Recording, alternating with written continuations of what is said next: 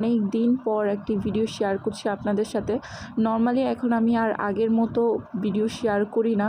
তো অনেক আপু আর ভাইয়া হচ্ছে যারা আমার ইতিমধ্যে ফেসবুক আর ইউটিউবে সাবস্ক্রাইবার আছেন, তারা অনেকেই আমাকে মেসেজ বা নক করেন যে আপু আপনি কেন পেজে ব্লগিং ভিডিও শেয়ার করেন না। তো আসলে আমার বেবিরা যেহেতু অনেক বেশি ছোট, আর আপনারা সবাই জানেন যে আমার টুইন বেবি, তো ওদের নিয়ে আমি আসলে অনেক ব্যস্ত একটা সময় পার করছি। তাছাড়া আসলে এখন আগের মতো আর ভিডিওতে ফোকাস করতেও ভাবে ভালো লাগে না। তো চিন্তা করলাম আজকে আপনাদের সাথে একটি ভিডিও শেয়ার করি। তো আজকে কিন্তু আমি কোনো রান্নার রেসিপি শেয়ার করছি না, নর্মালি জাস্ট বাসায় যা যা আইটেম করা হয়েছিল সেগুলি জাস্ট দেখাচ্ছি।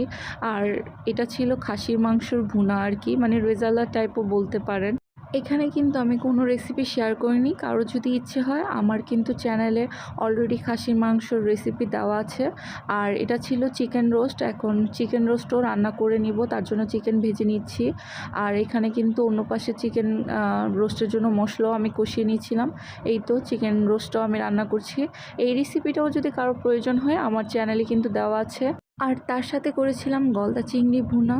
তো এই তো এখন টেবিলটা সেট করে ফেলবো।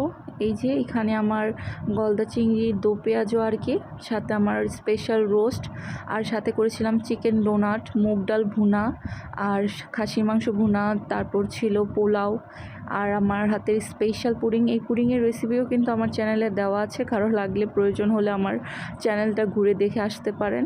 এই তো তারপরে নামাজের পর খাওয়া দাওয়া শেষ করে আমরা বের হয়ে গিয়েছিলাম 300 ফিটের উদ্দেশ্যে।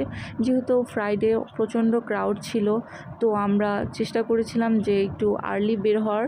এই জন্য আমরা নামাজের পরপরই আর কি, মানে খাওয়া দাওয়া শেষ করেই বাসা থেকে বের হয়ে গিয়েছিলাম। তো এই তো 300 ফিটের এখানে খুব সুন্দর একটা রেস্টুরেন্ট ছিল। রেস্টুরেন্ট নেম ছিল রেইন ড্রপ।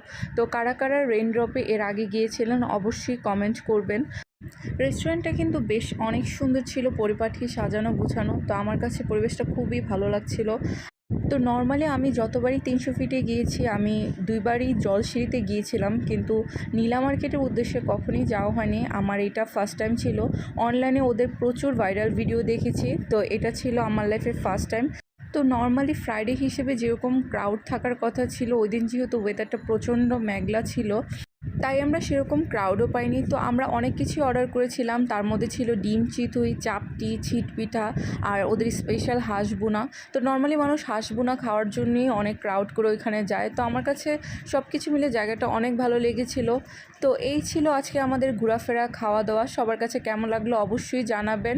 আর সবার অবশ্যই আমার চ্যানেলটি লাইক, কমেন্ট, সাবস্ক্রাইব করতে ভুলবেন না। সবাইকে ধন্যবাদ। আল্লাহ হাফেজ।